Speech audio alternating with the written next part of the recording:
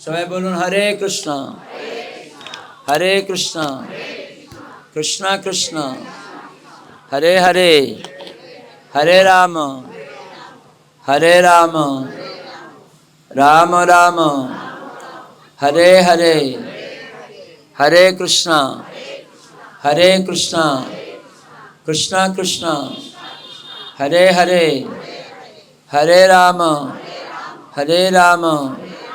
রাম রাম হরে হরে। পুরুষোত্তম মাস কি। তো ভগবান তার নাম অনুসারে এই মাসের নাম দিলেন পুরুষোত্তম।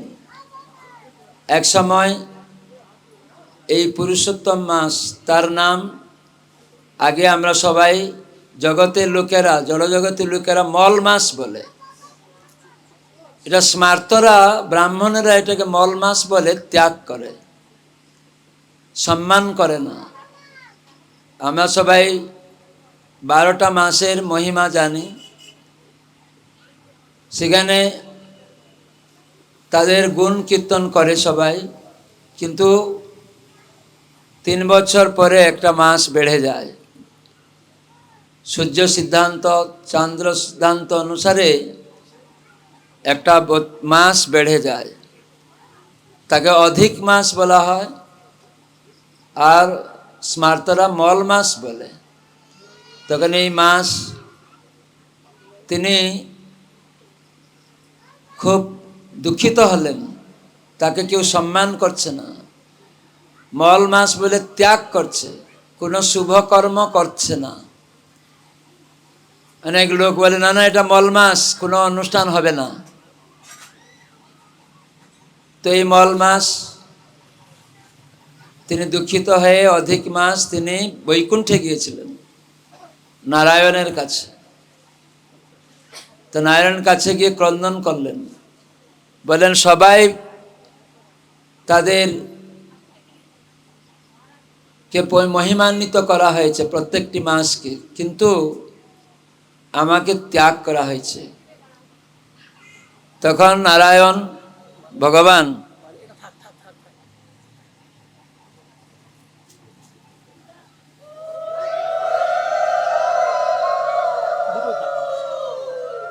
তখন তিনি এই মল মাসকে নিয়ে অধিক মাসকে নিয়ে গোলক বৃন্দাবনে গেলেন। তো বৈকুণ্ঠের সবথেকে উচ্চতর লোক হচ্ছে গোলক বৃন্দাবন। তো সেই গোলক বৃন্দাবনে স্বয়ং ভগবান কৃষ্ণ থাকেন, আর এই বৈকুণ্ঠ হচ্ছে ভগবানের অফিস, সেখানে তিনি ঐশ্বর্যভাবে থাকেন। আপনারা বুঝতে পারবেন, প্রভুপাদ উদাহরণ দিয়েছেন সবাইকে বোঝার জন্য। আপনার বাবা কখনো জজ হয়ে গেল, তো বাড়িতে থাকে আর কোর্টে থাকে, দুটি পরিবেশ আলাদা, হ্যাঁ কি না? আলাদা না? যখন বাড়িতে থাকে লুঙ্গি পরে বসে আছে, স্ত্রী বলছে এটা আনতে বললাম তুমি আনলে না, গালাগালি করছে। নাতি গিয়ে দাদুকে বলছে দাদু হামাগুড়ি দাও, ঘোড়া হও, আমি তোমার পিঠে বসবো। আর ঘরের মধ্যে বাড়িতে ওই জজ ঘোড়া হয়ে নাতিকে আনন্দ দিচ্ছে আর নিজে আনন্দ লাভ করছে। নাতি তাকে চাবুকের মতো পিটাচ্ছে, হস হস করে তাকে নিয়ে যাচ্ছে, আর দাদু নাতি খুব আনন্দ করছে। দাদু যেমন আনন্দ করছে, নাতিও তেমন আনন্দ করছে। এটা বাড়িতে একই জজ যখন কোর্টে যাবে, সেখানে সবাই তাকে মাই লর্ড বলবে, হ্যাঁ কি না? সেখানে দাসে ঘোড়া হবে। একই ব্যক্তি বাড়িতে একরকম, অফিসে আরেক রকম। ঠিক সেই রকম পরমেশ্বর ভগবান শ্রীকৃষ্ণ বৃন্দাবন তার নিত্য বাড়ি। সেজন্য শাস্ত্রে বর্ণনা করা হয়েছে যে আমাদের কার আরাধনা করা উচিত।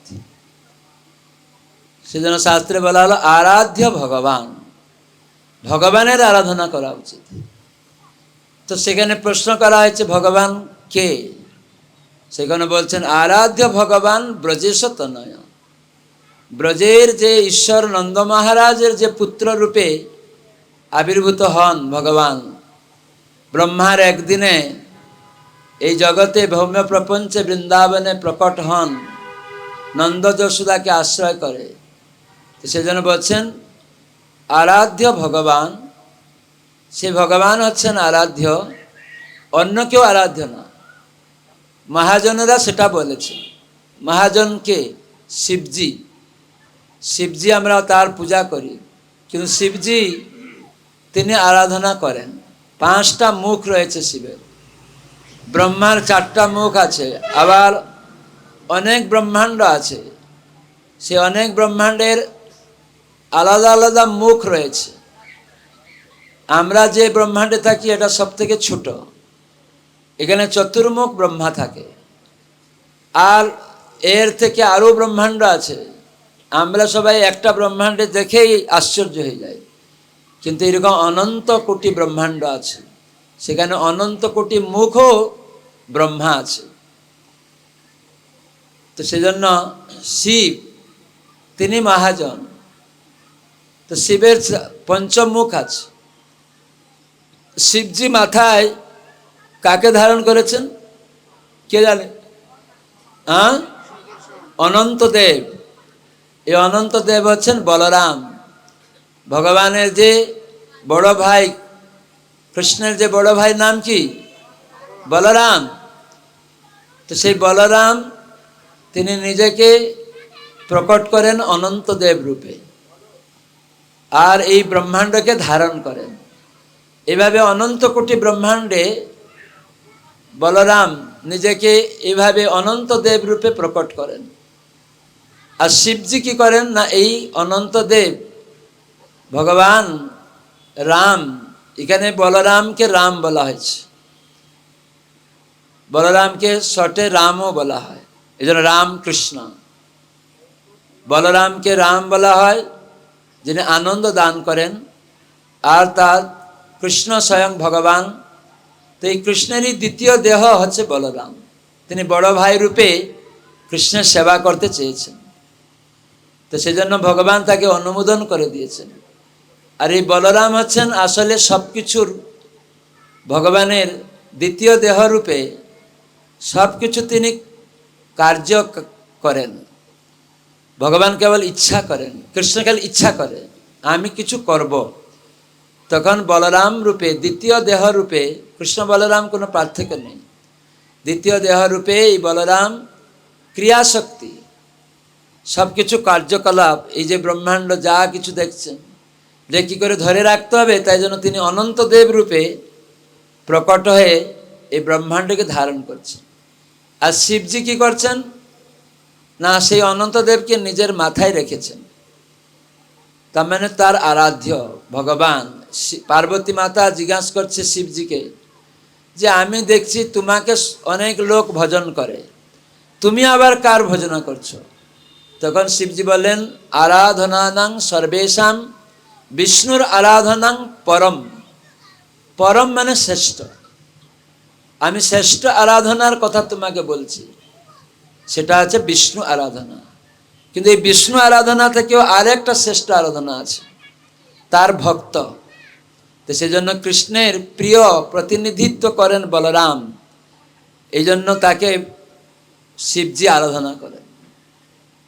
কেননা বলরাম আদি গুরু, সেবক ভগবান রূপে কৃষ্ণের সেবা করেন। এই জন্য শিবজি বললেন পার্বতীকে আরাধনা, যে আরাধনানাং সর্বেশাম বিষ্ণু আরাধনাং পরম তস্মাৎ পরতরং দেবী, তার থেকে আরও শ্রেষ্ঠ তদীয়া নাম। তদীয় মানে সেই ভগবান বিষ্ণুর যে ভক্ত, সে হচ্ছে আরও শ্রেষ্ঠ। তদীয়ানাং সমর্চনম, আমি তার অর্চনা করি, তার পূজা করি। তাই এই বলরাম হচ্ছেন আদি গুরু, যিনি ভগবানের সেবা শিখান, ভক্তির বল দান করেন। তো সেই জন্য সেই ভক্তি মানে সেবা কি করে করতে হবে, এই জন্য আমরা গুরু গ্রহণ করি। তো সেজন্য শিবজি এই বলরামের আরাধনা করে, এই জন্য উনি 4 মুখে রাম নাম করেন। চতুর্মুখে ব্রহ্মা জপে চতুর্মুখে কৃষ্ণ কৃষ্ণ হরে হরে। সবাই বলুন, ব্রহ্মা জপে চতুর্মুখে কৃষ্ণ কৃষ্ণ হরে হরে। মহাদেব পঞ্চমুখে রাম রাম হরে হরে। মহাদেব রাম রাম হরে হরে। এই রাম হচ্ছে বলরাম, অনন্তদেব। এই জন্য মাথায় অনন্তদেবকে ধারণ করেছেন। তার মানে আদি গুরু, তার মানে ভগবানের প্রিয় প্রতিনিধি গুরুদেব। তার মাধ্যমে আমরা ভগবানের সেবা করি, নাহলে আমরা ভগবানের সেবা করতে পারি না। এই জন্য শিবজি জানিয়ে দিলেন যে তদিয়ানাম সমর্চনম, ভগবান থেকে তার শুদ্ধ ভক্ত, তার প্রতিনিধি, তার সেবা হচ্ছে সব থেকে, তার পূজা হচ্ছে সব থেকে শ্রেষ্ঠ, সেটাই শ্রেষ্ঠ আরাধনা। তো সেজন্য সদ্গুরু আমরা দেখি, গুরুতত্ত্ব খুব উন্নত। ভগবানের সমস্ত করুণা একসাথে জমাট বেঁধে, যেমন সব জল একসাথে জমাট বেঁধে বৃষ্টি আকারে পতিত হয়, সমুদ্রের জল, বিভিন্ন জল, নদী জল সব বাষ্পায়িত হয়ে একসাথে জমাট বেঁধে যায়, তখন সেটা ঘনীভূত হয়ে আর সেটা বৃষ্টি আকারে ফিল্টার হয়ে আমাদের কাছে আসে। প্রভুপাদ সেদিন তার লেকচার শুনছিলাম, সমুদ্রের জল খাওয়া যাবে? হ্যাঁ কি না? খাওয়া যাবে না। কেন? লবণ। কিন্তু ভগবানের এমন একটা টাঙ্কি করা আছে, ওইটা সমুদ্র, কিন্তু ওই জলটা ফিল্টার নেই। সেই জন্য সূর্য কিরণের দ্বারা বাষ্পায়িত করে তিনি আবার ফিল্টার করে, যখন আপনি বৃষ্টি হবে ওই জল ধরে খাবেন, ওটা ডিস্টিল ওয়াটার, রোগ মুক্ত হয়ে যাবে। তো সেজন্য আমরা অনেক সময়, আসামে আমি গিয়েছিলাম, একটা পাহাড়ি এলাকায়, ওখানে জল পায় না, বৃষ্টি জল ধরে রাখে খুব সুন্দর করে, এবং সেটা বাথরুমে দেয়, খায়, সব কিছু করে। আমরা মায়াপুরেও অনেক সময় এরকম জল ধরে ছাদের উপরে একদম বড় প্লাস্টিক সুন্দর দিয়ে রেখে, ড্রাম রেখে, যেই বৃষ্টি জল হচ্ছে তার মধ্যে ঢুকে যাচ্ছে, আর ওই জলটা খাওয়া হতো। কখনো কখনো কত সুন্দর জল। এখন তো কেমিক্যাল দিয়ে কত কিছু করে জল খাচ্ছে, আর কিডনি ফেল হয়ে যাচ্ছে, কত রকম খারাপ হয়ে যাচ্ছে। প্রকৃতির উপরে নির্ভরশীল হতে হবে।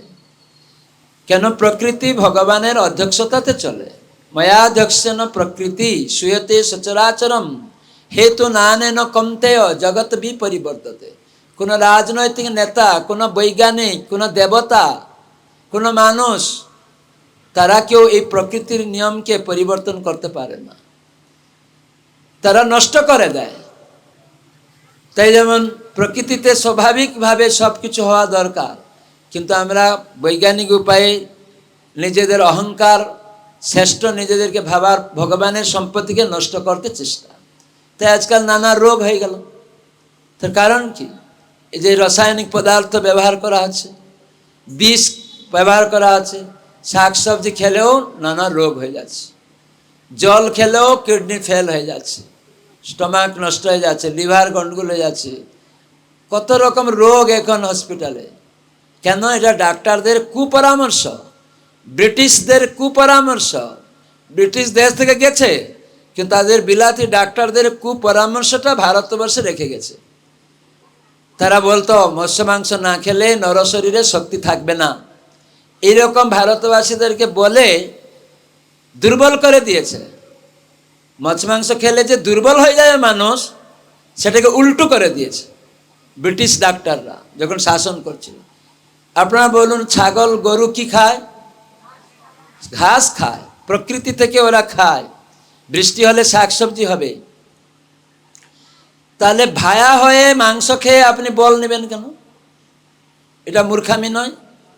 তাহলে আমাদের স্কুল কলেজে যে ডিগ্রি কিভাবে আমাদেরকে অধপতন করাচ্ছে, প্রকৃত শিক্ষা অবনত হচ্ছে, নষ্ট হয়ে যাচ্ছে। তো সেজন্য শাস্ত্রতে প্রত্যেকটা জিনিস দেওয়া আছে। কখনো কখনো কেউ তার নিজের করায়ত্ত করতে নিজে একটা ফাঁদি জোগাড় করে, মতলব তৈরি করে। মানুষ যেহেতু ইন্দ্রিয় সুখে আসক্ত, তাদের মতো করে যদি কেউ বলে দেয়, বলে হ্যাঁ এটা রাইট, তখন সেটাকেই গ্রহণ করে। তো কেউ আমাদের ইন্দ্রিয় মানে ইন্দ্রিয় সুখে আসক্ত কিছু মানুষ বলছে হ্যাঁ হ্যাঁ মাংস না খেলে নরশরীরে শক্তি থাকবে না, ওইটাকেই প্রচার করে দিল বিলাতি ডাক্তাররা। সেই পাশ্চাত্যের কুসংস্কার, ব্রিটিশরা যখন রাজত্ব করছিল এইরকম সব বলে চা খাও বিনা পয়সায়, সিগারেট পান মদ খাও, মাংস খাও, এই নরশরীরে শক্তিহীনতা করার জন্য, ব্রিটিশকে মানে ব্রিটিশ ভারতীয়দের দুর্বল করার জন্য তাদের করায়ত্ত করে এখন রেখে দিয়েছে, চলে গেছে। কিন্তু এখন মাংস, নেশা, মদ, অবৈধ ক্রীড়া না করে ভারতবাসীরা থাকতে পারে না। এই জন্য অরাজকতা, এই জন্য সমাজে উচ্ছৃঙ্খল, যুদ্ধ, হিংসা, মারামারি ওই ব্রিটিশেরা এগুলি করে দিয়ে। মৎস্য মাংস খেলে হিংসা ভাব আসবে, নেশা করলে চেতনা নষ্ট হয়ে যাবে, আর তখন খুন করতে তখন আর সে ভদ্র থাকবে না, অভদ্র হয়ে যাবে। অনেক চাকরি বা অনেক ডিগ্রি থাকতে পারে, পিএইচডি ডক্টরেট করতে পারে, দেখবেন যারা সব প্লেন হাইজ্যাক করে তারা সব পাইলট, তারা তো পড়াশোনাতে কত জ্ঞান, কিন্তু কৃষ্ণ বললেন ওরা দুষ্কৃতী ন, দুষ্কৃতী ন বললেন কেন? গীতাতে দুষ্কৃতি বলেছেন। দুষ্কৃতি মানে কি? কৃতি মানে কি কে জানে? কৃতি মানে মেধা, আর দুষ্কৃতি মানে যে তার মেধাকে দুষ্ট কাজে লাগায়, তাই তাকে বলা হলো দুষ্কৃতি ন। তাহলে এই যে সব প্লেন হাইজ্যাক করে পাইলট, ওদের মেধা শক্তি কত অনেক, কিন্তু দুষ্ট কাজে মেধাটাকে লাগাচ্ছে। প্লেন হাইজ্যাক করে, পণবন্দি করে, টেররিস্ট সব নষ্ট করছে, শ্যুট করে দিচ্ছে। তো জগতে কি শিক্ষা আছে? এই স্কুল কলেজ ডিগ্রি, গাধার ডিগ্রি হচ্ছে সব। তো সেজন্য এই ডিগ্রির কোনো মূল্য নেই। তো সেজন্য পড়ে কেন লোক? কৃষ্ণ জানিবারে, কৃষ্ণকে জানলে সব কিছু জানা হয়ে যাবে। তো সেটা অনেক লোক জানে না, সেই জন্য অল্প বুদ্ধি মানুষ বুঝতে পারে না। তো সেজন্যই সদ্গুরুর প্রয়োজন হয়। এই জন্য আমাদের আরাধ্য ভগবান তার শুদ্ধ ভক্ত। কেন তার শুদ্ধ ভক্ত ভগবানের কথাকে পুনরাবৃত্তিকরণ করে। এই জন্য পরম্পরা সূত্রে কৃষ্ণ ভক্তি গ্রহণ করতে হয়। এরকম নয় যে কেউ একটা গুরু হয়ে গেল, আমি গুরু, দীক্ষা দিয়ে দিচ্ছে। এই পশ্চিমবঙ্গে আমি তো নদিয়া জেলায় 84 সাল থেকে আসছি। এই নদিয়া জেলা, এইসব করিমপুর, ডাড়ের মাঠ ইত্যাদি, আগে এমন একটা সম্প্রদায় ছিল, বাউল আউল, এই সব জায়গাতেও আছে। আমাদের পুরুষোত্তমদের গ্রামের নাম কি? গৌর প্রভুর দুর্লভপুর, এসব এলাকাতেও আছে। আমাদের পুরুষোত্তম ব্রহ্মচারী ও বলছিল আমার বাড়িতে আমার বাবাকেও এরকম করে আমার মায়ের হাতের শাঁখা ভেঙে দিয়েছে। সব আউল বাউল, নেড়া নেড়ি, এইসব আমি যখন আসতাম কত রকম তারা বলতো। আমাদের সামনে একদম আসন দিয়ে দিবে, বাউল আর বাউলি মানে সেবাদাসী নিয়ে বসবে, অন্যের স্ত্রীকে নিয়ে বসতো, নিজের স্ত্রী না, শাঁখা ভেঙে দিবে। এইগুলা এখন উঠে গেছে ইস্কনের প্রচারের ফলে, অনেকে জানে না। এই যে নাম হট্ট প্রচার হচ্ছে, তার ফলস্বরূপ এইসব আউল বাউলরা আস্তে আস্তে তারা লুকিয়ে যাচ্ছে, তাদের মুখোশ খুলে দেওয়া হচ্ছে। আমি একবার সিঙ্গেডাঙ্গা গেলাম, সেখানে দেখছি সব লাইন করে সেবাদাসীদের নিয়ে সাইকেল করে আমরা আসছি। আমি বলছি এত দল আগে তো এরকম দেখিনি, খুব কম দেখেছি। তো এরকম দল বেঁধে এখনও আছে। আমাদের অজয় নারায়ণের শ্বশুর গ্রাম, শ্বশুর বাড়ির, তো ওখানে সব লাইন দিয়ে আসছে। আমরা বুঝতে পারছি না কোথায় যাচ্ছে, আর আমরা যাচ্ছি যে বাড়িতে, সেই বাড়িতে সবাই গেছে। যেই আমরা আমাদেরকে দেখেছে ওরা সব ঘরের ভিতরে লক করে ঢুকে পড়েছে, আর বেরোচ্ছে না, ভয় পেয়ে গেছে। তখন আমি তো দেখলাম যে এদের মুখোশ খোলা উচিত, এই পরিবারকে ভক্ত বানাতে হবে। এরা জানে না, আমরা অজ্ঞ মূর্খ, যে সৎ সিদ্ধান্ত, প্রকৃত ধর্ম তত্ত্ব সম্বন্ধে অজ্ঞ মানুষ সমাজে, তো সেটা শিখাতে হবে। সেজন্য ইস্কন সারা বিশ্ববাসীকে প্রকৃত তত্ত্ব, গীতা ভাগবতের শিক্ষা, যে ধর্ম হচ্ছে প্রকৃত বিজ্ঞান, বিজ্ঞান মানে কি? প্র্যাকটিক্যাল, বাস্তব, সেটা মানুষ জানে না। যেটা বিজ্ঞান নয়, ধর্ম নয়, সেটাকে ধর্ম বলে মানুষকে অজ্ঞানে নিয়ে যাচ্ছে। যেমন হিন্দু, মুসলিম, খ্রিস্টান ধর্ম নামে চালাচ্ছে। দেশ ধর্ম, জাতি ধর্ম, কুল ধর্ম, মনোধর্ম। এই জন্য গীতা যদি খুলবেন, প্রথম অধ্যায়ের নাম বিষাদ যুগ। কেন বিষাদ হয়ে গেল অর্জুনের? ওই কুল ধর্ম, দেশ ধর্ম, জাতি ধর্ম, মনোধর্ম, ধর্ম নামে চালিয়ে দিচ্ছে। কাউকে একটু খাওয়াই দিল, বলো গরিব, নারায়ণ খেতে পারে না, তাকে নারায়ণ বলছে। নারায়ণ কখনো গরিব হয় নাকি, দরিদ্র হয় নাকি? লক্ষ্মী নারায়ণ, লক্ষ্মী নারায়ণ, লক্ষ্মীর পতি হচ্ছে নারায়ণ, তিনি কি দরিদ্র হয়ে গেলেন? এইরকম ধর্ম নামে প্রতারণা মানুষ করছে। আর রাজনৈতিক নেতারাও বলছে আমরা দরিদ্র নারায়ণ সেবাতে সহযোগিতা করছি। এসব নাস্তিকতা, আশ্বরিক প্রবৃত্তিকে বৃদ্ধি করা হচ্ছে ধর্মের নামে। প্রকৃত ধর্ম সনাতন ধর্ম, সেটা হিন্দু, মুসলিম, খ্রিস্টান বলে কোনো শাস্ত্রে নেই। সনাতন মানে নিত্য, যার আদি অন্ত নেই, সেটা হচ্ছে আত্মা। এই দেহের মধ্যে আমি আত্মা, যাকে আমি মুসলমান বলছি, খ্রিস্টান বলছি, হিন্দু বলছি, দেহের পরিচয় দিচ্ছি। আজ একটা মুসলিম, কালকে সে হিন্দু হয়ে গেল। আজ একটা হিন্দু, কালকে সে মুসলিম হয়ে গেল। পরিবর্তন, তাহলে ধর্মের পরিবর্তন করছে, তাহলে ওটা ধর্ম নয়, ওটা প্রতারণা। খ্রিস্টান কেউ হিন্দু হয়ে যাচ্ছে, কেউ হিন্দু খ্রিস্টান হয়ে যাচ্ছে, কেউ ভারতীয় সিটিজেন নিয়ে আমেরিকান হয়ে যাচ্ছে, তাহলে ওটা ধর্ম হয়ে গেল? ধর্ম কোনোদিন পরিবর্তন হবে না। নিত্য, সনাতন মানে নিত্য, সব সময় সে থাকবে, তার বৃত্তিটা সবসময় থাকবে। জল, তার ধর্মটা কি? তরলতা, নিম্নগামী।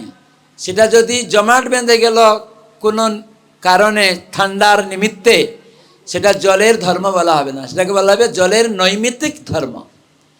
নৈমিত্তিক মানে কোনো নিমিত্তে জল তার নিত্য ধর্মকে হারিয়ে ফেলেছে। স্বাভাবিক তার ন্যাচারাল যে ক্যারেক্টারিস্টিক, যে স্বাভাবিক যে বৃত্তি, সে হারিয়ে ফেলেছে। ঠান্ডার নিমিত্তে সে বরফ হয়ে গেছে, এখন সেটাকে আর জল বলা হবে না। লঙ্কাটা ঝাল লাগছে না, চিনিটা মিষ্টি লাগছে না, লবণটা লঙ্কা লাগছে না, তার মানে ওটা লবণ নয়। ঠিক সেরকম জীব, আত্মা, আমি, আমরা সবাই বলি আমার দেহ, আমার মাথা, আমার হাত, আমার পা, তাহলে আমি কে? এই জ্ঞান মানুষের অভাব। অনেক স্কুল কলেজ ডিগ্রি হচ্ছে, পিএইচডি ডক্টরেট হচ্ছে, বৈজ্ঞানিক বাড়ছে, রাজনৈতিক দল বাড়ছে শান্তি প্রতিষ্ঠা করার জন্য, কিন্তু সব অশান্তির কারণ হচ্ছে। যত দল বাড়ছে, দেশ ভাগ হয়ে যাচ্ছে। আগে কয়টা রাজ্য ছিল, এখন কত হয়ে গেছে। আগে কতটা রাষ্ট্র ছিল, অনেক রাষ্ট্র হয়ে যাচ্ছে। ফ্ল্যাগ বেড়েই যাচ্ছে। এই পশ্চিমবঙ্গে কয়টা জেলা ছিল? আমি যখন এখানে এসেছি পশ্চিমবঙ্গে, তখন 13টা জেলা মনে হয়েছিল, না কয়টা? 19টা। তা এখন কত হয়ে গেছে? 24। এখন 24টা হয়ে গেল। উড়িষ্যাতে 13টা জেলা ছিল, এখন 30টা জেলা হয়ে গেছে। তা আমি উড়িষ্যায় গিয়েছিলাম, জিজ্ঞাসা করলাম কত জেলা, বলছে এখন 30টা জেলা। আগে কত ছিল? বলো 13টা। পশ্চিমবঙ্গে আমি যখন এসে দেখছি, বলছে আমাদের কত বললেন? 19টা। তো এরকম ভাগ কেন হচ্ছে? না নিজে কর্তা অভিমান করার জন্য। আমি শ্রেষ্ঠ হব, আমি মালিক হব, আমি পরিচালনা করব, মানে গড, আল্লাহ, ভগবানকে বাদ দিয়ে আমি মালিক। গড বলে কিছু নেই, ভগবান বলে কিছু নেই, আল্লাহ বলে কিছু নেই, আমরা ভোক্তা হব। এই জন্য অশান্তির কারণ। কিন্তু যখন মানুষের মধ্যে আত্মতত্ত্ব জ্ঞান প্রদান করা হবে, সে আত্মতত্ত্ব জ্ঞান কিভাবে পরিচয় পাবেন?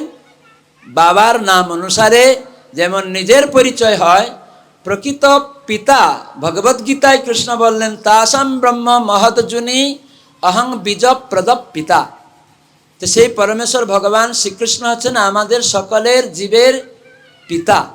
সেজন্য বেদ বলছেন যে জগতের পিতা কৃষ্ণ সর্ববেদে কয়, পিতারে যে ভক্তি করে সে সুপুত্র হয়। তার মানে আপনি যদি জগৎ পিতা কৃষ্ণ তাকে যদি গ্রহণ করবেন, তখন আপনার আসল পরিচয়টা পাবেন। যেমন আপনার বাবার পরিচয় দিয়ে আপনি আপনার পরিচয় লাভ করেন, ঠিক সেই রকম জগৎ পিতা কৃষ্ণের পরিচয়ের মাধ্যমে এই দেহ পরিচয় থেকে ঊর্ধ্বে যে আত্মপরিচয় সেখানে লাভ হবে। তার মানে তখন বোঝা যাবে আমি এই দেহ নয়। যেমন আমরা বলছি আমার হাত, তাহলে আমি হাত নয়। আমার দেহ, আমি দেহ নয়। আমি হিন্দু নয়। দেহটাকে হিন্দু বলছি কেন?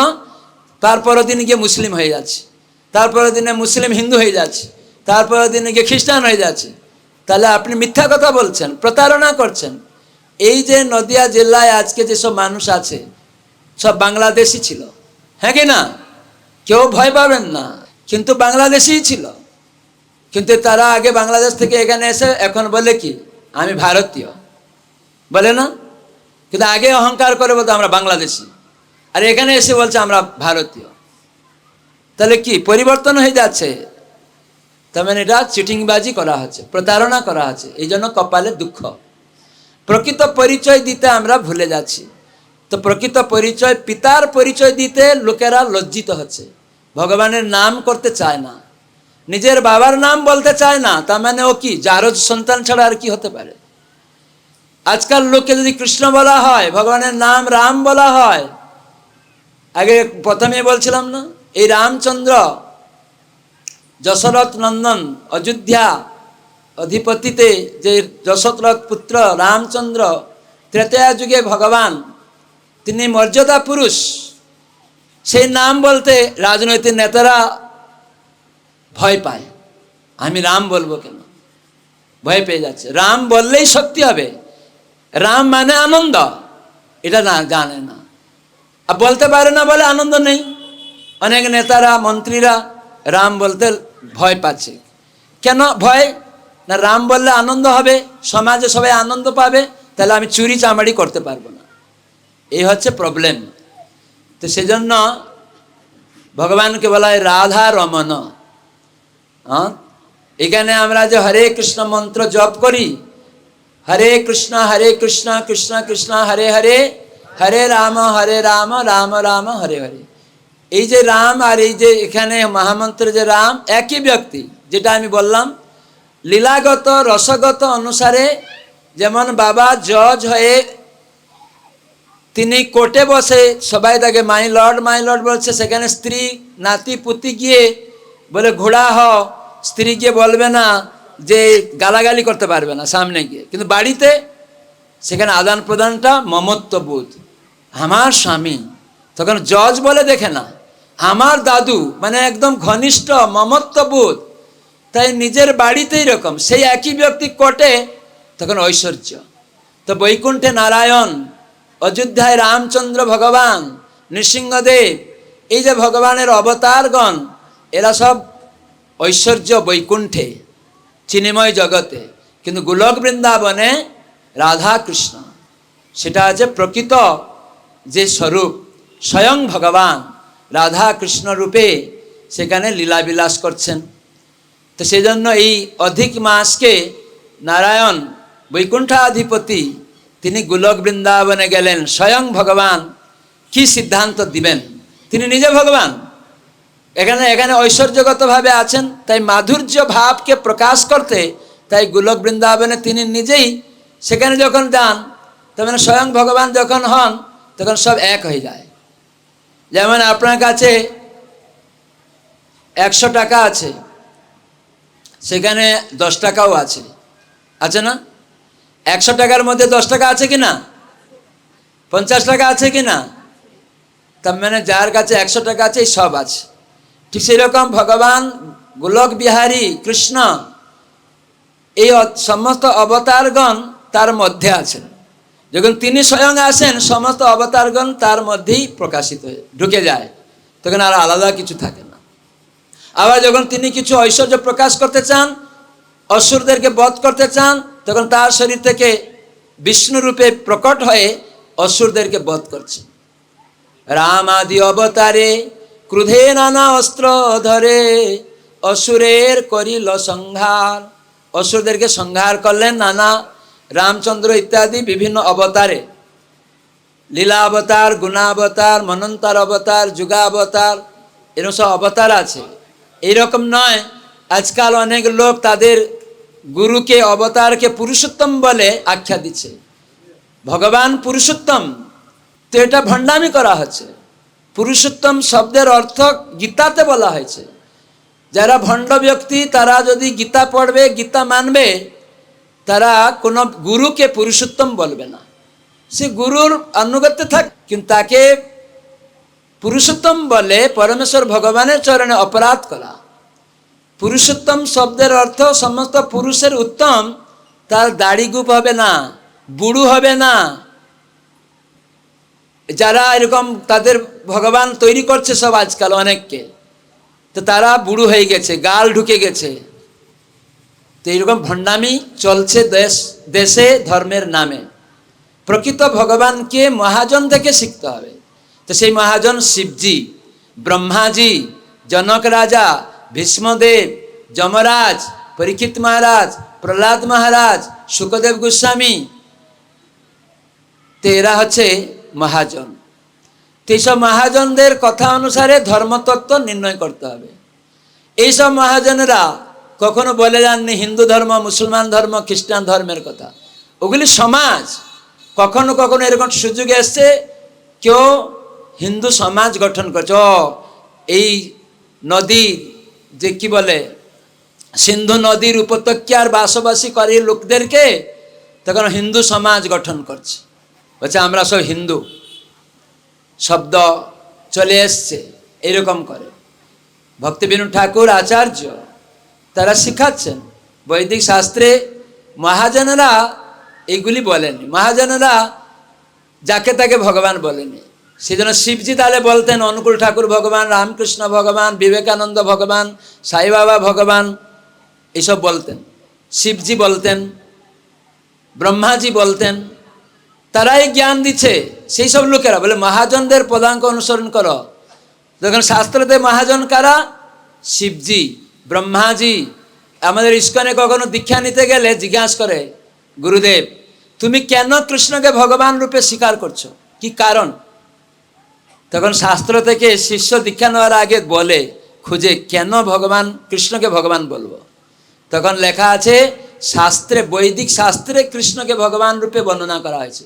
আর কি প্রমাণ আছে? শর্ট উত্তর দিতে হবে। বলে সমস্ত মহাজনেরা কৃষ্ণকে ভগবান বলে স্বীকার করেছেন। সেই সব মহাজনকে শিবজি, ব্রহ্মাজি, নারদ মুনি, প্রহ্লাদ মহারাজ, এরা মহাজন, দ্বাদশ মহাজন। যমরাজ যিনি ধর্মরাজ, সেই জন্য ধর্মতত্ত্ব তাদের হৃদয় গোহারে আছে। মন গড়া নয় একটা ধর্ম তৈরি করে দিলাম, রাজনৈতিক নেতারা একটা ধর্ম তৈরি করে ফেললো, দেবতারা একটা ধর্ম তৈরি করে ফেললো, না, কোনো মানুষ ধর্ম তৈরি করে ফেললো। কিন্তু ভাগবত বলেন ধর্মংস্তু সাক্ষাৎ ভগবত প্রণীতম, ভগবানের দেওয়া প্রণীত, সেটাকে ধর্ম বলা হয়। তো সেই জন্য আমরা মনোধর্ম, দেশধর্ম, কুলধর্ম, জাতি ধর্ম নামে চালিয়ে দিচ্ছি। এগুলি ধর্ম না, এগুলি প্রতারণার ধর্ম। এই জন্য হতাশা। ধর্ম যদি মানবেন তাহলে হতাশা, উৎকণ্ঠা, উদ্বেগ হবে না। আর ধর্ম না মানলে প্রকৃত ধর্ম, তখন সমাজে উচ্ছৃঙ্খল হবে। পশুবি নরা নাম, পশুরা যেমন হিংস্র, তাই মানুষ ধর্ম না মানার ফলে হিংস্র। মদ খেয়ে আজকাল দেখছি মিছিল করছে, সরকার বলছে ডিজে বাজা যাবে না, আর সেই সরকারের লোকেরা ডিজে বাজে মদ খেয়ে মিছিল করছে। তাহলে কি লাভ হলো? তাহলে কোন সরকার দরকার? পরিবর্তন আমরা বলছি, কিন্তু আজকে আমরা আসছি ডিজে বাজিয়ে গাড়ি আটকিয়ে আর মিছিল করছে, মদ খেয়ে পড়ে যাচ্ছে। তাহলে এরকম কি দরকার সরকার? তো সেই জন্য সবাইকে জ্ঞান অর্জন করতে হবে। গাড়ি আটকে দিচ্ছে, আমরা কালকে অনেক সময় আটকে পড়ে গেছি, গাড়ি যেতে দিবে না, ডিজে বাজাবে আর নাচবে, কি লাভ? বিজয় মিছিল ওই রকম না, সবাইকে রাস্তা দিতে হবে, আবার মিছিলও করতে হবে। সেখানে মদ খাওয়া চলবে না, মদ খেলে তো বিক্ষোভ হয়ে যাবেন, তখন অন্যকে তো হ্যারাস করবেন।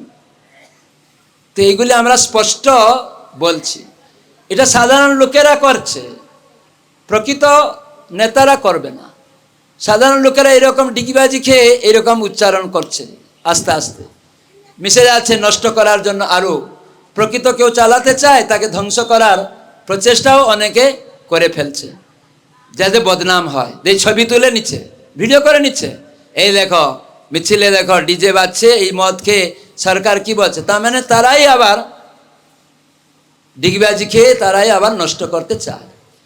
তো সেই জন্য আমরা দেখি যখন আমরা প্রচার করতে যাই, অনেক লোক ইস্কনের বদনাম করে, খারাপ আচরণ করে, বলে আমি ইস্কনেই ছিলাম, তারপরে গিয়ে বাইরে নিন্দা করে। কেন? ইস্কনের রুল ফলো করতে পারলো না, তখন গিয়ে বাইরে আর একরকম সাধু সেজে গিয়ে ইউটিউবে দেখা যায় অনেক রকম বদনাম করে প্রভুপাদ সম্বন্ধে, ইস্কন সম্বন্ধে। ইস্কনে ছিল, আমি নিজে দেখেছি। আমি একবারই নদিয়া জেলায় গাংনাপুর রানাঘাটের ওইদিকে মাঝের গ্রাম ওইদিকে গিয়েছি একটা গ্রামে, ওখানে হরিকথা হচ্ছে। হঠাৎ করে একটা লোক বেরিয়ে এলো, তখন বলছে আরে আমি তো ইস্কনেই ছিলাম। আমি তো আপনি ইস্কনে ছিলেন, চলে গেছেন কেন? আপনার স্বার্থ সিদ্ধি হয়নি তাই চলে গিয়ে এখন উল্টো বলছেন? তখন সব লোক ধরেছে, হ্যাঁ হ্যাঁ আপনি যা বলছেন ঠিক, এ পালিয়ে গিয়েছিল, ইস্কনে ছিল, আর ইস্কনে ওকে কিছু খারাপ কাজ করেছে, তাড়িয়ে দিয়েছে, আর এখন এসে ইস্কনের বদনাম করে। ইস্কনের যে শিক্ষা, রোল, প্রকৃত সনাতন ধর্ম যে গীতা ভাগবতের শিক্ষাকে প্রতিষ্ঠা করা হয়, সেখানে যখন কেউ দীক্ষা নেবে বলা হয় মদ মাংস খাওয়া চলবে না, আগে অভ্যাস করো, 2 বছর 5 বছর 10 বছর আগে অভ্যাস করো, তারপরে তুমি দীক্ষা পাবে ইস্কন ভক্ত বলে। হঠাৎ করে ইস্কন ভক্ত হতে পারবে না। বিদেশিদেরকে 10 বছর পরেও দীক্ষা দেওয়া হয় না, বাঙালিদের তাড়াতাড়ি তারা পালন করে ফেলে, ইন্ডিয়ান লোকেরা। কিন্তু বিদেশিরা আপনার দেখে মনে হবে যে কত বড় ভক্ত, মানে তার আচার আচরণ দেখলে আপনি ভাববেন যে ব্রাহ্মণ থেকেও অত শুদ্ধ আচরণ, কিন্তু দীক্ষা পায় না। কেন না? প্রভুপাদ সব শিক্ষা দিয়ে গেছেন, দেখে দেখে দীক্ষা দিতে হবে, নাহলে ওই প্রতারিত হয়ে যাবে। এখানে আবার ডিগবাজি খেয়ে পারবে না, গিয়ে বদনাম করবে। তো এইরকমই একটা জার্মানের না সুইজারল্যান্ডের একটা ছেলে, সে 7 বছর ইস্কনে ছিল। তা আমাদের তখন প্যান্ডেল প্রোগ্রাম হতো, 50 জন ভক্ত, আমরা ব্রহ্মচারী, নাটক টাটক সব আধ্যাত্মিক শাস্ত্র অনুসারে নাটক হতো, প্রসাদ বিতরণ হতো। তো এই বিদেশি ভক্তটা, সে সুইজারল্যান্ড কি জার্মান থেকে এসছে, ওর আগের নাম ছিল হলগিয়া, দীক্ষা হয়নি। তাকে আমরা জিজ্ঞাসা করতাম যে তুমি এত বছর আছো, তোমার নামটা এখনো চেঞ্জ হয়নি, দীক্ষা নিলে ভগবানের দাস রূপে পরিচয় হয়, তো তোমার নামটা এখন সেই বিদেশি নাম রয়ে গেছে। বললে আমি 7 বছর আছি, গুরু মহারাজ আমাকে দীক্ষা দিচ্ছে না। যে কি কারণ? বলে জানি না, উনি আমাকে আরও পরীক্ষা করছেন। আমি জিজ্ঞাসা করছি, বলছে আরও আমাকে পরীক্ষা করেন। কিন্তু ওর আচার আচরণ আমরা দেখি, ভোরে উঠে মঙ্গলা আরতি করে, জপ করে, নগর কীর্তন করে, গ্রন্থ বিতরণ করে, আবার নাটকও করে ভক্তদের সঙ্গে, অনেক কিছু করছে।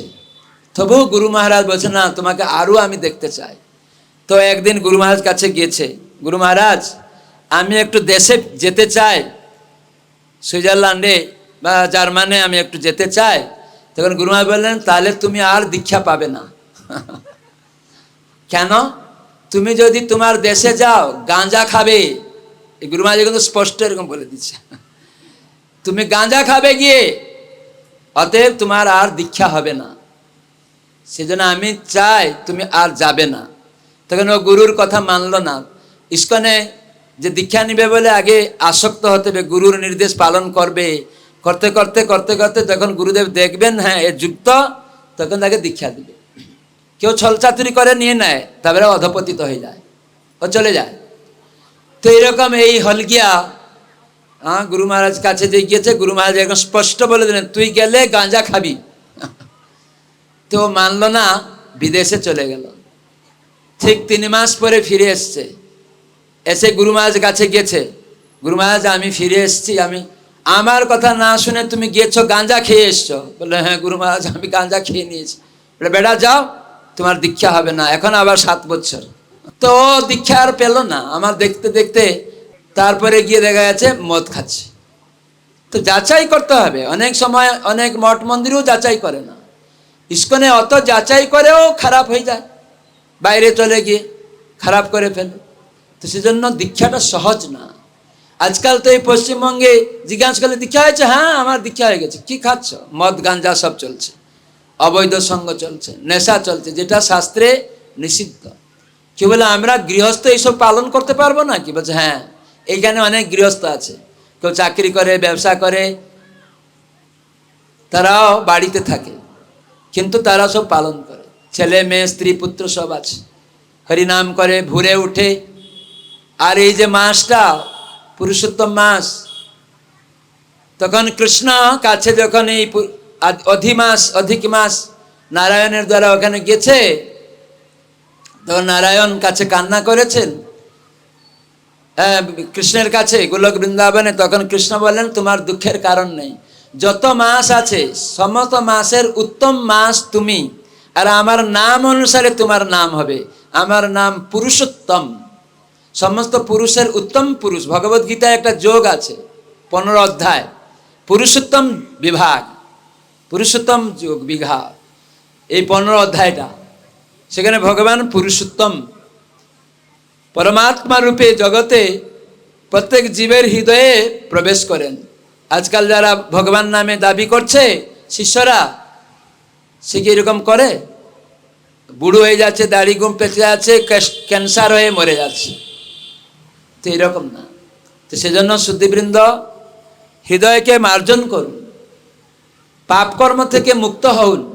অতি সহজে পাপকর্ম মুক্ত হওয়া যায় না। পাপকর্ম মানে কি? বৈদিক নীতির উল্লঙ্ঘন, তাকে পাপ বলে। মনু সংহিতা আছে, এই জন্য মানব সমাজ, মনু থেকে মনুষ্য এই শব্দ এসেছে। কিছু বৈজ্ঞানিক কেউ একজন বলে দিয়েছে বানর থেকে আমাদের মনুষ্য এসছে, না, বানরের ছেলে বানর হয়, মানুষের ছেলে মানুষ হয়। এখনো বানর আছে, তারা কি মানুষ ছেলে উৎপন্ন করছে? না, বানর ছেলে। এই জন্য অনেক মূর্খ বৈজ্ঞানিক, প্রভুপাদ এই জন্য ওদের গালাগালি করেছেন, ননসেন্স, বুদ্ধিহীন, কোনো সেন্স নেই, জ্ঞান নেই, যাকে বলে দিল আমাদের বংশধর সব বানর। এরকম সব স্পেকুলেশন করে, মেন্টাল স্পেকুলেশন, জল্পনা কল্পনা করে অনেক লোক, ভাওতা দেয়। তো সেজন্য এগুলি ভুল ধারণা। বৈজ্ঞানিকরা টাকা ইনকাম করার, তাদের নিজেদের বাহাদুরি করার, আর দেশের সরকারকে মোহগ্রস্ত করিয়ে বলছে হ্যাঁ আমি অন্য দেশ থেকে বড় হয়ে যাব। এটা ভাওতাবাজি সব। চাঁদে এই যান্ত্রিক যানে যাওয়া যায় না। আপনি যদি আমেরিকা যাবেন, যদি যান্ত্রিক যানে যাওয়া যেত, তাহলে তো আমেরিকার যে কোনো ব্যক্তি হেলিকপ্টার মানে প্লেনে চলে যেত। ভিসা পাসপোর্ট কি দরকার আছে? গীতা এটি মানে না। গীতা বলে জানতি দেবব্রতা দেবাং, তুমি দেবতাদের থেকে পাসপোর্ট ভিসা পেতে হবে। তুমি যে দেব পূজা করলে তখন চন্দ্রলোকে সূর্যলোকে পৌঁছাতে পারবে, আর এই সূর্যলোকে যেতে পারে না। সেই বৈজ্ঞানিকরা বলে পুড়ে ছাই হয়ে যাবে, আর এই চন্দ্রলোকে যেতে গেলে 40,000 বছর লাগবে। আপনি তো বাঁচবেন না 40,000 বছর। গণনা ক্যালকুলেশন অনুসারে বৈদিক শাস্ত্রে ক্যালকুলেশন আছে, চন্দ্রলোকে যেতে গেলে এই সূর্যলোক অতিক্রম করতে হবে, কিন্তু অনেক মূর্খ বৈজ্ঞানিকরা জানে না। সব শাস্ত্রে আছে, নিখুঁতভাবে বর্ণনা করা হয়েছে, কোথা থেকে কত কিলোমিটার সব লেখা আছে। তো পঞ্চম স্কন্ধ ভাগবত অন্যান্য এগুলি জানে না লোক। ইস্কনে অনেক বড় বড় বৈজ্ঞানিক আছে, নোবেল পুরস্কার পাওয়া বৈজ্ঞানিক আছে। আমাদের মণিপুরের একজন ব্যক্তি, তার আগের নাম ছিল ডক্টর এস থুডম। উনি ডক্টর করার জন্য গিয়েছিলেন ক্যালিফোর্নিয়া বিশ্ববিদ্যালয়ে, সেখানে রসায়নবিদ হবেন। আমাদের যে রাষ্ট্রপতি ছিলেন, কি নাম, আব্দুল কালাম, উনি রসায়নবিদ, আর ওনার সাথে খুব বন্ধুত্ব ছিল এই ডক্টর এস থুডম। এই ডক্টর এস থুডম উনি মণিপুরি, কিন্তু উনি যখন বিদেশে ক্যালিফোর্নিয়াতে শুনলেন ভারতবর্ষ থেকে একজন সাধু এসেছেন, তখন গিয়ে দেখা করলেন। দেখছেন এই কালকাটা থেকে গেছেন অভয়চরণারবিন্দ ভক্তি বেদান্ত স্বামী। তো দেখে আশ্চর্য হয়ে গেলেন, ভারতবর্ষ থেকে এই অভয়চরণারবিন্দ ভক্তি বেদান্ত স্বামী মহারাজ এসছেন। তখন সবাই প্রভুপাদ বলেও অভিহিত করত শিষ্যরা। তো তিনি গিয়ে পরিচয় দিলেন, আমি মণিপুর থেকে এসছি, ভারতীয়। তা আপনি ভারতবর্ষ থেকে, কালকাটা থেকে এসছেন? তো প্রভুপাদ বললেন কেন এসছো এখানে? বলছে আমি রসায়নবিদ, ডক্টরেট করতে এসছি এখানে, বৈজ্ঞানিক হতে এসছি। তো তাই নাকি? তো প্রভুপাদ তাকে গীতার জ্ঞান দিলেন। গীতাতে সব কিছু লেখা আছে, এই জগতে যা কিছু সব ভগবানের, এগুলি নিয়ে বৈজ্ঞানিকরা কোনো কিছু তৈরি করছে। এবং হরিনাম করো, কৃষ্ণ নামের মাধ্যমে কৃষ্ণকে লাভ করো, তখন তুমি সব জানতে পারবে। যার এই সমস্ত জিনিস তাকে যদি জানো, তাহলে তোমাকে বিশ্লেষণ করতে কোনো অসুবিধা হবে না। তখন ওই ডক্টর এস থুডম, তিনি সেখানে পড়াশোনা করছেন ইউনিভার্সিটিতে। তখন তার প্রফেসরকে জিজ্ঞাসা করেছেন, স্যার আপনি বলছেন যে রাসায়নিক পদার্থ থেকে জীবনের সৃষ্টি হয়, তো আপনাকে রাসায়নিক পদার্থ দিব, আপনি একটা জীবন সৃষ্টি করে দিন। তখন সেই প্রফেসর বলছে, দ্যাট আই ক্যান নট সে, আমি এটা বলতে পারবো না। তাহলে আপনি তো এতদিন বললেন রাসায়নিক পদার্থ থেকে জীবনের সৃষ্টি হয়, তাহলে এটা কি করে বিজ্ঞান হলো? বিজ্ঞান মানে সায়েন্স মিনস প্র্যাকটিক্যাল। আপনি বলবেন যেটা, সেটা প্র্যাকটিক্যালি দেখাতে হবে। আপনি বলছেন রাসায়নিক পদার্থ থেকে জীবনের সৃষ্টি হয়েছে, জীবের, তাহলে এই রাসায়নিক পদার্থ নিন, দিয়ে জীবন সৃষ্টি করে দিন। আপনি বলছেন দ্যাট আই ক্যান নট সে, তাহলে আপনি কি করে সায়েন্টিস্ট হলেন? আপনি কি করে বৈজ্ঞানিক হলেন? বিজ্ঞান মানে তো সায়েন্স মিনস প্র্যাকটিক্যাল। আপনি সব যা বলবেন ওটা প্র্যাকটিক্যাল করে দেখাবেন। এই জন্য গীতা ভাগবত হচ্ছে সায়েন্স, বিজ্ঞান। গীতায় বলা আছে আমরা এই দেহ নয়, আত্মা। দেহ আত্মা সম্বন্ধে একটা অধ্যায় আছে, সাংখ্য দর্শন, দ্বিতীয় অধ্যায়। সেজন্য গীতা ভাগবতে শিখিয়ে দেওয়া হয়েছে। যেমন আমরা বলি এটা আমার বাবা, কিন্তু বাবা দেহত্যাগ করলে কি বলি? বাবা আজকে চলে গেলেন। নিজেই ছেলে বলছে, বাবা শুয়ে আছে, বলছে বাবা আজ চলে গেছে। আরে তোমার বাবা এখন শুয়ে আছে, তুমি বলছো চলে গেল, তাহলে কে চলে গেল? তার মানে এই দেহটা বাবা নয়, এই দেহটা মা নয়, এই দেহটা স্বামী নয়, এই দেহটা প্রধানমন্ত্রী নয়, রাষ্ট্রপতি নয়। আমরা স্কুল কলেজ ডিগ্রি নিয়ে প্রকৃত বিজ্ঞান সম্বন্ধে অজ্ঞ, বাস্তব সম্বন্ধে অজ্ঞ। অবাস্তব জিনিসকে নিয়ে বলে আমরা বাস্তববাদী। অনেক নাস্তিক রাজনৈতিক নেতারা, তারা বলে আমরা বাস্তববাদী, কিন্তু কোনোদিন বাস্তববাদী নয়। তো সেজন্য সুধীবৃন্দ, এই ভগবান পুরুষোত্তম জগন্নাথ, যিনি জগতের নাথ, তার নাম হচ্ছে কৃষ্ণ। তো সেজন্য মহাজনেরা বলেন তার আরাধনা করতে হবে। তো সেটা ইস্কন শিখাচ্ছে। এই জন্য ইস্কনের নামই আন্তর্জাতিক কৃষ্ণ ভাবনামৃত সংঘ। তার নামের ফুল ফর্ম মানে শর্টে ইস্কন, ঈশ্বর শব্দ থেকে এসেছে। তার মানে যিনি পরিচালক। কে পরিচালনা করবে? যার সব কিছু। এই জন্য গীতায় কৃষ্ণ বলেন অহম সর্বস্ব প্রভব মত সর্বং প্রবর্ততে ইতিমত্বা ভজন্তে মাং বুদ্ধাভাব সমন্বিতা। সে বুদ্ধিমান। কি বুদ্ধিমান? না এই জগতে সব কিছু, মাটি, জল, আকাশ, আগুন, বায়ু, জড় এবং চেতন, সব কিছু ভগবানের, আল্লাহর, গডের। তার নাম কি? কৃষ্ণ। এই জন্য কলিযুগে ভগবানের নাম, আল্লাহর নাম, গডের নাম আমরা জপ করি। প্রভুপাদ বিদেশে গেছেন, একটা খ্রিস্টান এসে, খ্রিস্টান পরিবারের ছেলে, বলছে আমরা খ্রিস্টান ধর্ম আচরণ করছি, কিন্তু সবাই হতাশা হয়ে যাচ্ছে। তখন প্রভুপাদ বলেন তুমি খ্রিস্টান বলে পরিচয় দিলে, তোমার খাদ্য কি? বলে গো মাংস খাই। বলে তাহলে তুমি খ্রিস্টান কি করে হলে? তোমার খ্রিস্টান ধর্মে লেখা আছে দাও শুড নট কিল, কাউকে হত্যা করা যাবে না, আর তুমি গরু কেটে খাও, তাহলে কি করে খ্রিস্টান হলে? তখন চুপ হয়ে গেছে। তাহলে তোমার ধর্মে উচ্ছৃঙ্খল হবে না কেন? সমাজে কেন যুদ্ধ লাগবে না কেন? এই পাপ কর্ম মানে দ্বন্দ্ব হবে না কেন? দ্বন্দ্ব মানে ডিউয়ালিটি, দ্বৈত ভাব তোমার মধ্যে আছে কেন? শত্রু মিত্র ভাব কেন আছে? পাপ কর্ম করছো, গো হত্যা পাপ। তাহলে তুমি কি করে খ্রিস্টান হলে? আমি শিখাতে এসেছি প্রকৃত খ্রিস্টান হও, প্রকৃত মুসলমান হও, প্রকৃত হিন্দু হও। আমি কারো ধর্মান্তর করতে আসিনি। প্রভুপাদ বললেন, প্রভুপাদকে দোষারোপ করছিল আপনি হিন্দু বানাতে এসছেন। প্রভুপাদ বললেন আমি হিন্দু বানাতে আসিনি, কি মুসলমান বানাতে আসিনি, কি খ্রিস্টান বানাতে আসিনি। আমি এসেছি, তোমরা হিন্দু বলে পরিচয় দিচ্ছ, প্রকৃত হিন্দু হও। তো সেজন্য আমরা স্কুল কলেজে পড়ব, জ্ঞান অর্জন করব। ব্রিটিশরা সিগারেট, মদ, মাংস খাওয়া শিখিয়ে দিয়ে গেছে, আর ওইগুলা নরশরীরের শক্তি থাকবে না। বৈজ্ঞানিকরা ওই ব্রিটিশদের চেলাগিরি করছে, আর সেটা আমরা নানা রোগে আক্রান্ত হয়ে হসপিটালে 99.9% হসপিটালিস্ট মদ খাওয়া, সিগারেট, মদ খাওয়া, গাঁজা খাওয়া এবং মাংস খাওয়া, মাছ খাওয়া লোক হসপিটালে আছে। প্র্যাকটিক্যাল যে কথা বলছি ওটা বাস্তব কিনা দেখুন। ওটা যদি দেখবেন তাহলে প্র্যাকটিক্যাল হবেন যে হ্যাঁ এগুলি বিজ্ঞান, শাস্ত্রে যে বলা হয়েছে এগুলি করলে এটা হবে। তো এই জন্য আমার অনুরোধ, আপনারা আসুন যে প্রকৃত সমাজ গঠন করুন। যে পরিবর্তন আপনারা চেয়েছেন, জানুন ভগবান সমস্ত কিছুর মালিক। তো সেই ভগবানের সেবা শিখান। জনগণের প্রকৃত সেবা হবে যে ভগবানকে আরাধনা করার শিখানো। কেন না, নিজের বাবার পরিচয় যদি আমরা না জানি তাহলে সেখানে সে হতাশা উৎকণ্ঠায় থাকবে।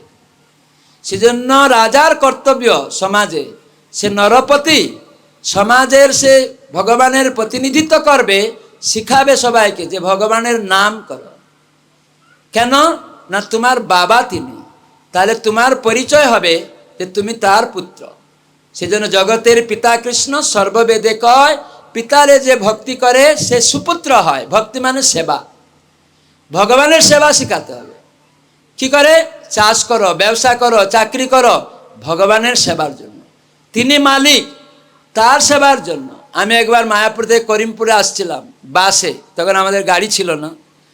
তো একটা বন্দুক নিয়ে বাসে উঠেছে একটা লোক। ও আমাকে দেখে বলছে, কোথায় যাচ্ছেন? আমি বলছি করিমপুর যাচ্ছি, ওখানে আমাদের ভক্তদের রয়েছেন, আমরা শিখাই এইরকম। বলছে কেন? বলে আপনি কি করেন? আপনি কি? বলে আমি খ্রিস্টান হয়ে গেছি, আমি হিন্দু ছিলাম এখন খ্রিস্টান হয়ে গেছি। এই বন্দুকটা কেন?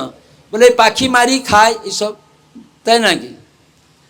তখন আমাকে বলছে আপনারা এইগুলা কেন শিখান? আলে গড যে ভগবান আল্লাহ, সে তাকে তো ধন্যবাদ দিলে হয়ে গেল। থ্যাংক ইউ গড, তুমি এইসব দিয়েছ। আমি তখন সঙ্গে সঙ্গে ওই বাসের মধ্যে অনেক লোক ছিল, আমি বললাম আপনার ছেলে মেয়ে আছে? বলছে হ্যাঁ। তা আপনি ভালো বাড়ি করেছেন, গাড়ি করেছেন, সব কিছু করেছেন, তা আপনার ছেলে মেয়ে বলবে থ্যাংক ইউ বাবা, আপনি এই গাড়িটা দিয়েছেন, বাড়িটা দিয়েছেন, এই সব চাষ জমি দিয়েছেন, থ্যাংক ইউ বলে আপনাকে খাওয়া দিবে না, আপনি খুশি হবেন? বলে তা কি করে হয়? আমি তাহলে এই জগতে মালিক ভগবান গড আল্লাহ, তাকে না জানিয়ে আপনি খাচ্ছেন, তাহলে আপনি থ্যাংক ইউ বলে দিলেন, ওটা ভালো হবে? বাবার অভাব নেই, আপনার কিছু অভাব নেই, কিন্তু আপনি খুশি হবেন না।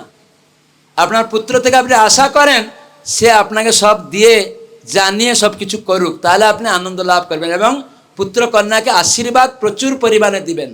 তাই আমরা ভগবানের আশীর্বাদ থেকে বঞ্চিত হচ্ছি। তাই সুনামি, আইলা, মহাসাইক্লোন, যুদ্ধ, মারামারি, হিংসা বাড়ার কারণ আমরা ভগবানকে বাদ দিয়ে দেবদেবীদের ভগবান বলছি, দরিদ্র লোককে ভগবান বলছি, নিজেকে ভগবান বলছি। এই কারণটাই হচ্ছে দুঃখের কারণ। যে আসল ভগবান শাস্ত্রতে রয়েছে সেটা শিখাবে প্রকৃত সাধু। এই জন্য প্রভুপাদ তিনি ভগবানের শুদ্ধ সেনাপতি ভক্ত। শাস্ত্রে আছে যে সরস্বতী মাতা তিনি কান্না করছিলেন। কেন? মানুষ জগতে সংস্কৃত, বাংলা এসব ভুলে যাবে, বাংলা ভাষা নিত্য ওটা ভুলে যাবে, ইংরাজি ম্লেচ্ছ ভাষা বলবে সব। তখন সরস্বতী মাতা কান্না করছেন।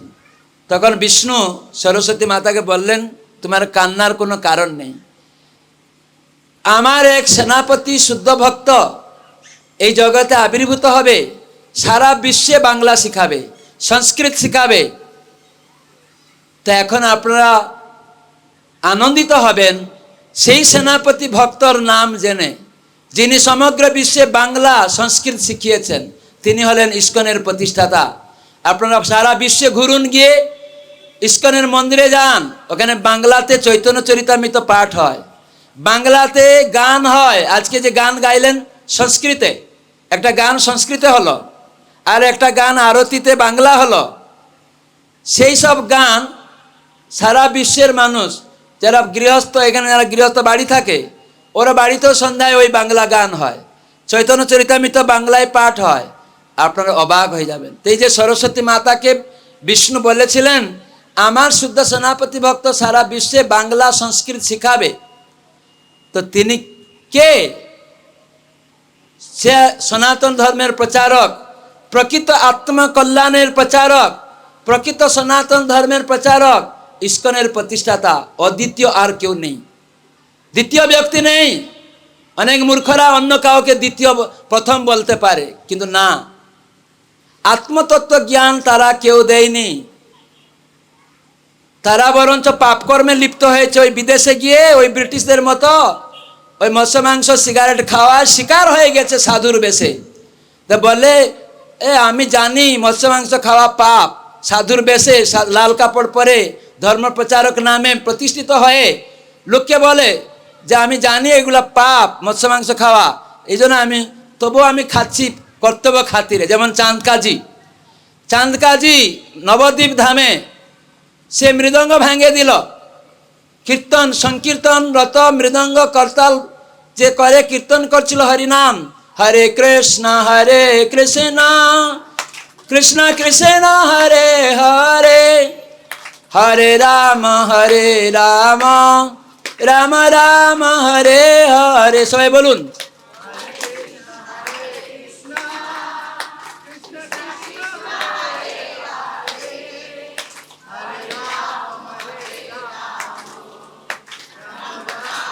তো ভক্তরা এরকম নাম সংকীর্তন করছে মৃদঙ্গ বাজিয়ে করতাল বাজিয়ে। আর তখন চাঁদ কাজী রাজত্ব করছিল, মুসলিম রাজা এসে মৃদঙ্গ ভেঙে দিল, এখানে কীর্তন করা চলবে না। কিন্তু শ্রী চৈতন্য মহাপ্রভু নিমাই, স্বয়ং ভগবান তিনি, শাস্ত্রে লেখা আছে, যত শাস্ত্র খুঁজবেন এই নিমাইয়ের নাম আছে, বাবার নাম আছে। ভগবান যে আসবেন বিভিন্ন যুগে, বাবা আমার নাম থাকবে এবং কি করবে এসব কার্যকলাপ লেখা থাকবে। এই যে চৈতন্য মহাপ্রভু স্বয়ং ভগবান, প্রত্যেকটি বৈদিক শাস্ত্রে নাম আছে, কোথায় আসবেন কি করবেন সে সব লেখা আছে। তো এই সংকীর্তনে বাধা দিয়েছিল, আর মহাপ্রভু নবদ্বীপবাসীকে বললেন কোনো ভয় নেই। মহাপ্রভুই সম্পূর্ণ আন্দোলন করলেন, রাজার যে শাসনকে তিনি মানলেন না, ভঙ্গ করে দিলেন। যেই রাজা দুষ্কৃতকারী, রাজা সকলের জন্য প্রজাপালক। যেমন প্রজা মানে কি, রাজ্যে যারা জন্ম লাভ করেছে, গরুরাও প্রজা, পশু পাখিরাও প্রজা, প্রত্যেক প্রজার রক্ষা করা রাজার কর্তব্য। আর এখানে অবাধে কীর্তন করছে, রাজা তাদের মৃদঙ্গ ভেঙে দিচ্ছে, তাহলে এই রাজা হওয়ার যোগ্য নয়। তাই শ্রী চৈতন্য মহাপ্রভু সেই রাজধর্ম যে চাঁদ কাজীর যে শিক্ষাকে ভঙ্গ করার জন্য তিনি আন্দোলন করলেন। সব নবদ্বীপবাসীদের নিয়ে মশাল জ্বালিয়ে হরিনাম কীর্তন করে বলে আজ যাও আমি নেতৃত্ব দিব। কার সাহস আছে মৃদঙ্গ করতাল ভাঙে এই কীর্তনে বাধা দেয়, দেখব। তখন মহাপ্রভু কীর্তন করতে করতে যেই যাচ্ছেন, চাঁদ কাজী ভয়ে একদম ঘরে ঢুকে পড়েছে, লক করে দিয়েছে। তখন ভক্তরা গিয়ে তার ঘরে ঢুকে কাজী কাজী দরজা খুলো, কাজী কাজী দরজা খুলো।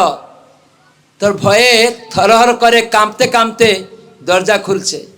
তখন নিমাই পণ্ডিত গিয়ে বলছে আচ্ছা আপনি আমাদের দেখে কেন পালিয়ে গেলেন, ঘর লক করলেন কেন? বলে না না আমি ভয়ে এসব করলাম। তখন বলছে তুমি একটু নিভৃতে আসো, আমি তোমার সাথে একটা গোপন কথা বলতে চাই। কেন আমি লুকিয়ে গেলাম তোমাকে দেখে? তো বলছে না এইখানে যারা সব আমার নিজের লোক, এখানে কোনো গোপন কথা নেই, এসব নিজের লোক, তার সামনে তুমি প্রকাশে বলো। বলো নিমাই কি বলবো সেই বিভীষিকার কথা। আমি যখন মৃদঙ্গ ভঙ্গ করলাম তোমার সংকীর্তনের, এই রাত্রিবেলায়